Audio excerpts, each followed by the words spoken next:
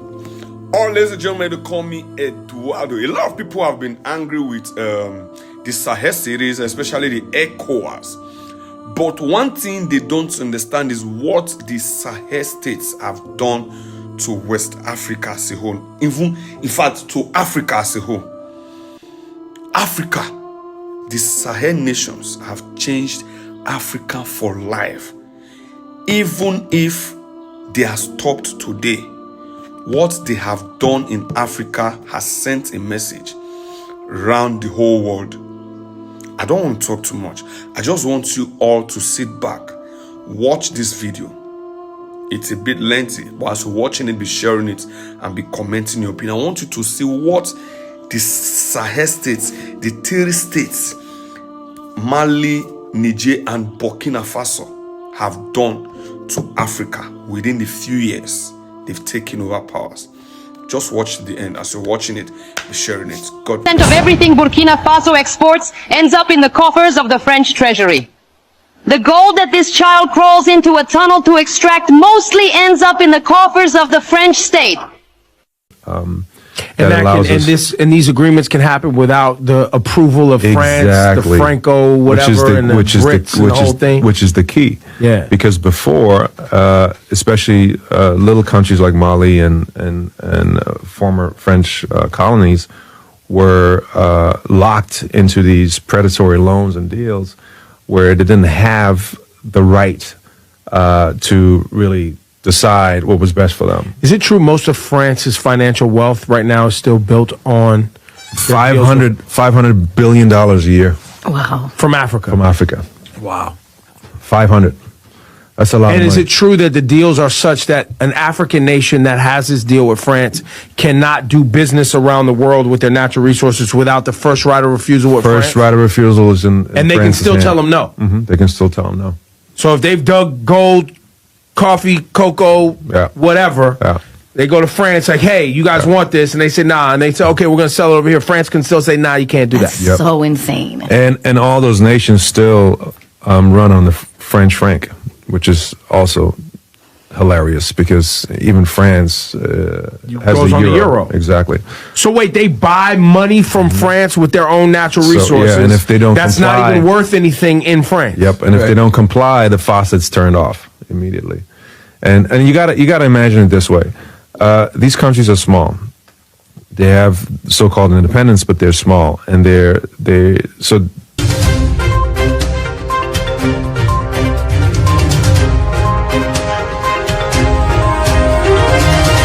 Welcome to Vox Africa News, where we go beyond the headlines to explore the deeper forces shaping Africa's future.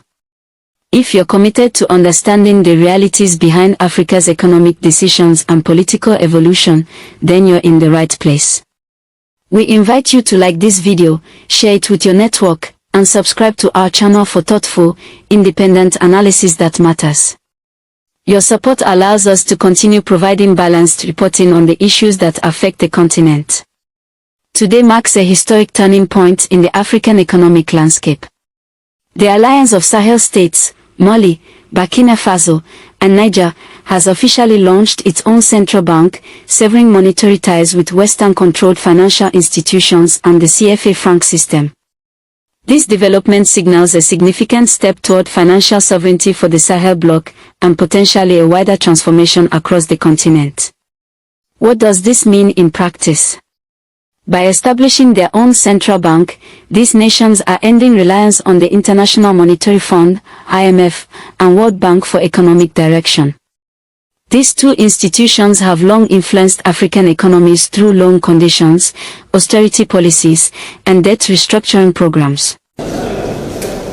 Finance and economy ministers from Burkina Faso, Mali, and Niger met in Niamey this week to forge a way forward for the new Alliance of Sahel states. The new investment bank aims to provide funding to aid development, but to also bring peace to a much troubled region. Today, our ministers in charge of the economy and finance must make strategic decisions aimed at accelerating the operationalization of the Confederation Bank for Investment and Development. This institution is essential for injecting new momentum into the financing and development of our states. This bank must help us establish lasting peace throughout our region. The Confederation Bank for Investment and Development will have capital of almost $900 million. It will be loaned out to finance mainly structural projects. The Malian Minister of Finance says it's their latest move towards more integration and independence. Our three countries, Burkina Faso, the Republic of Mali and the Republic of Niger, have decided to join forces to build a solid economic and financial integration framework capable of responding to the structural challenges and development needs of our populations. It is in this context that the Confederation Bank of Investment and Development is being operationalized. This is a strategic project that is of paramount importance to us, among other things, to finance our sovereign priorities, particularly in the infrastructure, energy, agriculture, and industrial processing sectors, to reduce our dependence on conditional external financing and to strengthen our economic and financial autonomy. Finally, it will mobilize local savings to finance our structural investments in the service of our economies. The three ministers requested that the funds be released as soon as possible. The ministers also reviewed the socio-economic situation within the Confederation and recommended accelerating the process of operationalizing the Confederation Bank for Investment and Development of the AES. They agreed to release the bank's capital within the required time frame. This new bank comes at a time when the three nations are trying to show West Africa that they can indeed prosper on their own, and that security, one of the region's biggest concerns, won't deteriorate because of their absence from the wider ECOWAS bloc. However, other challenges remain, most notably their future in the West African Economic and Monetary Union. Critics argue that these measures have often benefited external interests more than local populations. One must ask, how is it that countries rich in natural resources, gold, uranium, oil, find themselves dependent on external financing for basic infrastructure and public services? And who truly benefits from this dependency? The move by the Sahel nations can be seen as a rejection of these long-standing economic imbalances. For decades, the CFA franc has been viewed by many as a relic of colonial-era economics, a currency printed in France and regulated according to European financial policy. Between 1958 and 1961, France did something absolutely horrible. France made the Francophone African countries, and I don't even want to use that terminology, but I only use it for the purposes of conversation. The 14 countries which were formally, but still colonized by the French, they were forced to sign a document that they called the Pact for the Continuation of Colonization. You heard me. The Pact for the Continuation of Colonization. If you want your independence, you must sign this. Guinea, Secretary said absolutely not. Mali said absolutely not. France, pack your bags and go on back home. France could not believe it. Could not understand that an African country, these monkeys, do not want to be affiliated to France. They said, we will show you. So history tells us France went into those two countries, took everything that they thought they had brought to those two countries, including the last teaspoon and chair, proceeded to pour concrete into the sewage pipes, completely devastating the two economies. The then newly appointed president of Ghana, Kwame Nkrumah, in his efforts to rescue these two economies, created the first ever union of any African states, Ghana, Guinea, and Mali. But what that did was it made the other African countries realize that if they go against France, this was the fate that was waiting them. So what did they do? Where's the paper? And they signed. What did the pact say? One. The pact said, you monkeys, you don't know how to manage your money. So you shall deposit 85% of your bank reserves with the French Central Bank under the control of the French Minister of Finance. And that France is going to take your deposits from the individual countries, pool them together, invest them in the French stock market under the French name, And you, monkeys, you may or may not know the returns. Latest figures are showing this is still going on since 1958. France today is collecting out of Africa over $500 billion before investing. And when they finish investing this money, for every 14 billion out of Africa, they're recognizing over 300 billion. Now do the math. So when it's actually said and done, France is taking out of Africa trillions of dollars every year, and we, the poor Africans, are gladly giving it to France. And the same France has the audacity to look at us and call us poor people. 1958. They went further with the pact. You say, we will also print your own money. We will print your money for you. They instituted what they were calling the CFA, special currency for the African countries, and that only France can print that money for you. They went on to say all the contracts, large contracts, public and private, French companies have the first right of refusal. All your minerals discovered, yet to be discovered, France has the first right of refusal. Now, my brothers and sisters, if one of you was to wake up one morning and you're president of one of those countries, and your chief of staff walks in first day and starts reading you out the do's and don'ts as stipulated by the Pact for the Continuation of Colonization, what power do you have?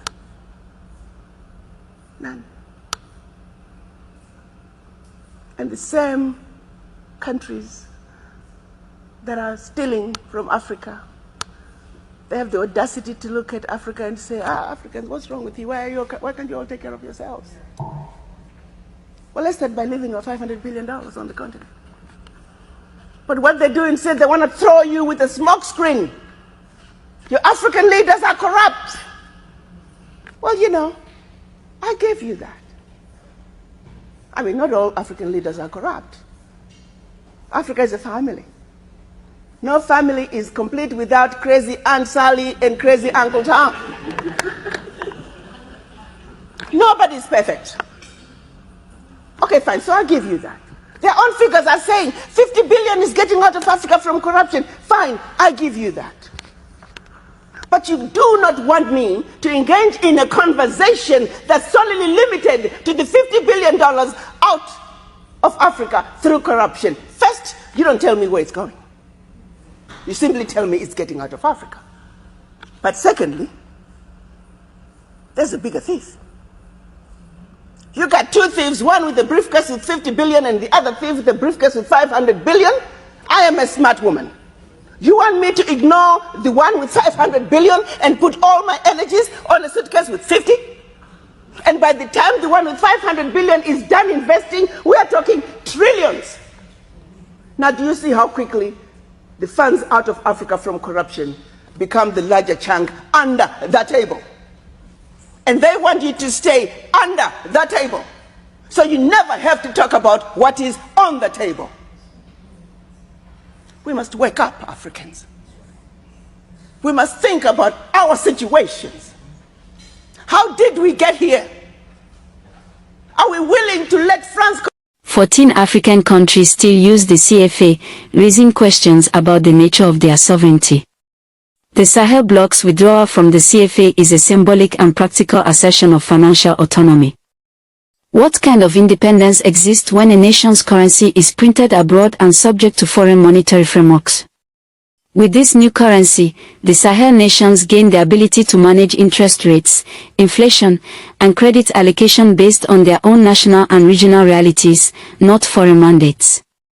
This could open doors to targeted investment in agriculture, education, infrastructure, and local industries, areas often deprioritized under IMF-style economic models. This move also formalizes the economic break from ECOWAS, complementing earlier military and political withdrawals by the AES. Many observers now view ECOWAS as an institution increasingly influenced by European geopolitical interest, particularly in light of sanctions and interventions directed at Sahel countries following recent political shifts. By establishing an independent financial system, the Sahel nations are not isolating themselves, but seeking to redefine regional cooperation on terms that reflect their own priorities.